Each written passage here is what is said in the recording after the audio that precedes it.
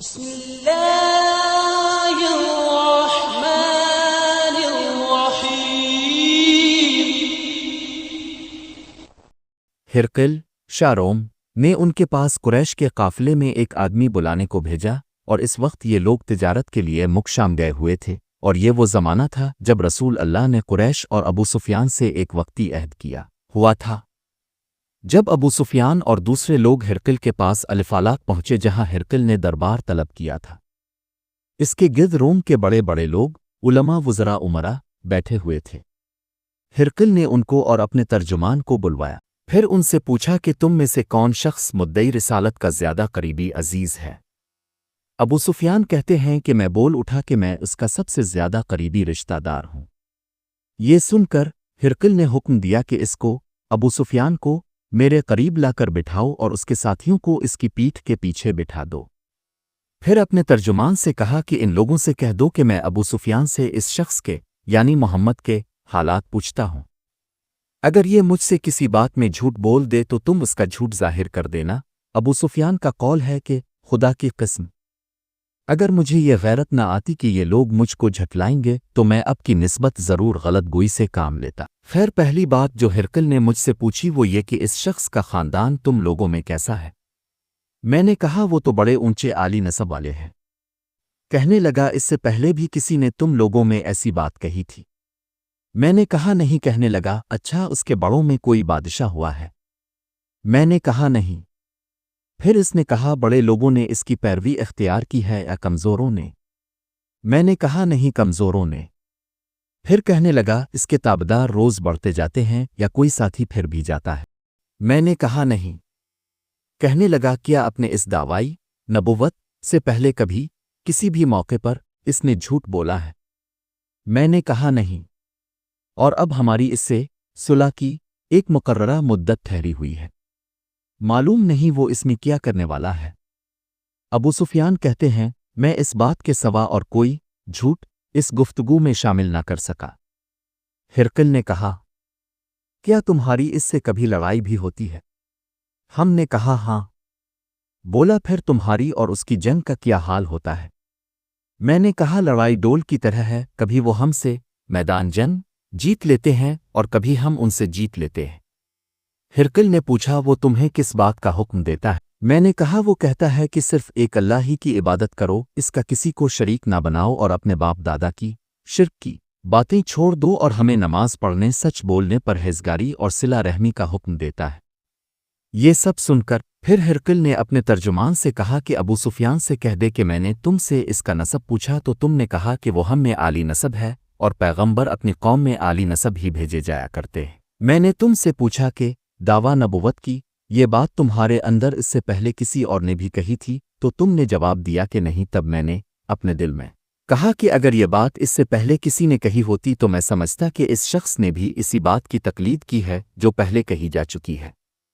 میں نے تم سے پوچھا کہ اس کے بڑوں میں کوئی بادشاہ بھی گزرا ہے؟ تم نے کہا کہ نہیں۔ تو میں نے دل میں کہا کہ ان کے بزرگوں میں سے کوئی بادشاہ ہوا ہوگا تو کہہ دوں گا کہ وہ شخص اس بہانہ اپنے آبا و اجداد کی بادشاہت اور ان کا ملک دوبارہ حاصل کرنا چاہتا ہے۔ اور میں نے تم سے پوچھا کہ اس بات کے کہنے یعنی پیغمبری کا دعویٰ کرنے سے پہلے تم نے کبھی اس کو دروغ گوئی کا الزام لگایا ہے؟ تم نے کہا کہ نہیں۔ تو میں نے سمجھ لیا کہ جو شخص آدمیوں کے ساتھ دروغ گوئی سے بچے وہ اللہ کے بارے میں کیسے جھوٹی بات کہہ سکتا ہے۔ اور میں نے تم سے پوچھا کہ بڑے لوگ اس کے پیرو ہوتے ہیں یا کمزور آدمی؟ تم نے کہا کمزوروں نے اس کی اتباع کی ہے، تو اور دراصل یہی لوگ پیغمبروں کے متبعین ہوتے ہیں۔ اور میں نے تم سے پوچھا کہ اس کے ساتھی بڑھ رہے ہیں یا کم ہو رہے ہیں؟ تم نے کہا کہ وہ بڑھ رہے ہیں، اور ایمان کی کیفیت یہی ہوتی ہے حتیٰ کہ وہ کامل ہو جاتا ہے۔ اور میں نے تم سے پوچھا کہ آیا کوئی شخص اس کے دین سے ناخوش ہو کر مرتد بھی ہو جاتا ہے؟ تم نے کہا نہیں۔ تو ایمان کی خاصیت بھی یہی ہے جن کے دلوں میں اس کی مسرت ریچھ بس جائے وہ اس سے لوٹا نہیں کرتے۔ اور میں نے تم سے پوچھا کہ آیا وہ کبھی عہد شکنی کرتے ہیں؟ تم نے کہا نہیں، پیغمبروں کا یہی حال ہوتا ہے، وہ عہد کی خلاف ورزی نہیں کرتے۔ اور میں نے تم سے کہا کہ وہ تم سے کس چیز کے لیے کہتے ہیں؟ تم نے کہا کہ وہ ہمیں حکم دیتے ہیں کہ اللہ کی عبادت کرو، اس کے ساتھ کسی کو شریک نہ ٹھہراؤ، اور تمہیں بتوں کی پرستش سے روکتے ہیں۔ सच बोलने और परहेजगारी का हुक्म देते हैं।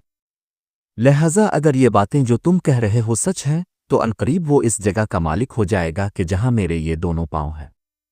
मुझे मालूम था कि वो पैगंबर आने वाला है, मगर मुझे ये मालूम नहीं था कि वो तुम्हारे अंदर होगा।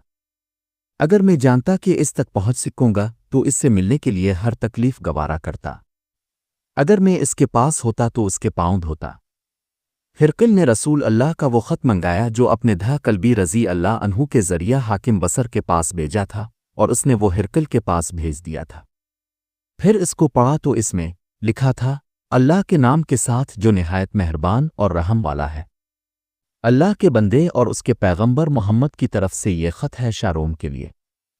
इस शख्स पर सलाम हो जो हिदायत की पैरवी करे। इसके बाद मैं आपके सामने दावत इस्लाम पेश करता हूँ। अगर आप इस्लाम ले आएंगे तो दीन व दुनिया में सलामती नसीब होगी। अल्लाह आपको दोहरा सवाब देगा, और अगर आप मेरी दावत से रुगरदानी करेंगे तो आपकी रियाया का गुनाह भी आप ही पर होगा। और ए अहल किताब, एक ऐसी बात पर आ जाओ जो हमारे और तुम्हारे दरमियान यकसा है, वो ये कि हम अल्लाह के सिवा किसी की इबादत ना करें और किसी को इसका शरीक ना ठहराएं, और ना हम में से कोई किसी को खुदा के सिवा अपना रब बनाए। फिर अगर वो अहल किताब इस बात से मुंह फेर लें तो मुसलमानों, तुम उनसे कह दो कि तुम मानो आना मानो, हम तो एक खुदा के इताअत गुजार हैं। अबू सुफियान कहते हैं, जब हिरकिल ने जो कुछ कहना था कह दिया और ख़त पढ़कर फारिग हुआ तो उसके इर्द-गिर्द बहुत शोर व गौगा हुआ, बहुत सी आवाज़ें उठीं और हमें बाहर निकाल दिया गया। तब मैंने अपने साथियों से कहा कि अबू कब्शा के बेटे हज़रत का मामला तो बहुत बढ़ गया। देखो तो इससे बनी असफर रोम का बादशाह भी डरता है। मुझे इस वक्त से इस बात का यकीन हो गया कि हुजूर अनकरीब गालिब होकर रहेंगे, हता कि अल्लाह ने मुझे मुसलमान कर दिया। रावी का बयान है कि ज़ैद इब्न नातौर अलिफालाक का हाकिम हिरकिल का मुसाहिब और शाम के नसार का लॉट पादरी बयान करता था कि हिरकिल जब अलिफालाक आया एक दिन सुबह को परेशान उठा तो उसके दरबारियों ने दरियाफ्त किया कि आज हम आपकी हालत बदली हुई पाते हैं। क्या वजह है? इब्न नातौर का बयान है कि हिरकिल नजूमी था, इल्म नजूम में वो पूरी महारत रखता था। उसने अपने हम नशीनों को बताया कि मैंने आज रात सितारों पर नज़र डाली तो देखा कि खतना करने वालों का बादशाह हमारे मुल्क पर गालिब आ गया है। भला इस ज़माने में कौन लोग खतना करते हैं? उन्होंने कहा कि यहूद के सिवा कोई खतना नहीं करता, सो उनकी वजह से परेशान ना हो। सल्तनत के तमाम शहरों में यह हुक्म लिख भेजिए कि वहाँ जितने यहूदी हों सब कत्ल कर दिए जाएं। वो लोग उन्हीं बातों में मशगूल थे कि हिरकिल के पास एक आदमी लाया गया जिसे शाह गसान ने भेजा था। उसने रसूल अल्लाह के हालात बयान किए।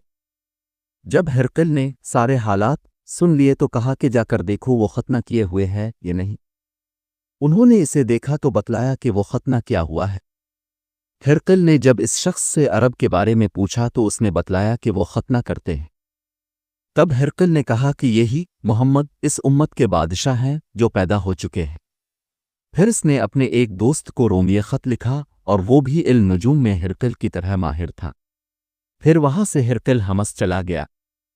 अभी हमस से निकला नहीं था कि उसके दोस्त का ख़त इसके जवाब में आ गया। इसकी राय भी हुजूर के ज़हूर के बारे में हिरकिल के मुवाफिक थी कि मोहम्मद वाकई पैगंबर है। इसके बाद हिरकिल ने रोम के बड़े आदमियों को अपने हमस के महल में तलब किया और उसके हुक्म से महल के दरवाजे बंद कर लिए गए। फिर वो अपने ख़ास महल से बाहर आया और कहा, ए रोम वाल, क्या हिदायत और कामयाबी में कुछ हिस्सा तुम्हारे लिए भी है? अगर तुम अपनी सल्तनत की बका चाहते हो तो फिर इस नबी की बैत कर लो और मुसलमान हो जाओ। ये सुनना था कि फिर वो लोग वहशी गधों की तरह दरवाज़ों की तरफ दौड़े, मगर उन्हें बंद पाया। आखिर जब हिरकिल ने इस बात से उनकी ये नफ़रत देखी और उनके ईमान लाने से मायूस हो गया तो कहने लगा कि इन लोगों को मेरे पास लाओ। जब वो दोबारा आए तो उसने कहा, मैंने जो बात कही थी इससे तुम्हारी दीनी पुख्तगी की आजमाइश मकसूद थी, सो वो मैंने देख ली। तब ये बात सुनकर वो सब के सब उसके सामने सजदे में गिर पड़े और उससे खुश हो गए। बिलाखिर हिरकिल की आखिरी हालत यही रही। अबू अब्दुल्ला कहते हैं कि इस हदीस को साले बिन किसान यूनस और मुअम्मर ने भी ज़हरी से रवायत किया है। अगर आपको हमारी वीडियो पसंद आई हो तो इसे लाइक और शेयर ज़रूर करें।